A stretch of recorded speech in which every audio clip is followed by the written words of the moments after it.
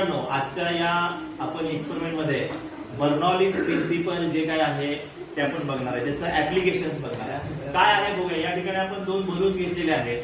त्या दोन बलून्स मध्ये जे काय स्पेस आहे, या स्पेस मधून मी काय करणार आहे, विंड फ्लो करणार आहे. म्हणजेच मी यामधून फुंकर मारणार आहे. बघूया काय होतंय ते. बघा,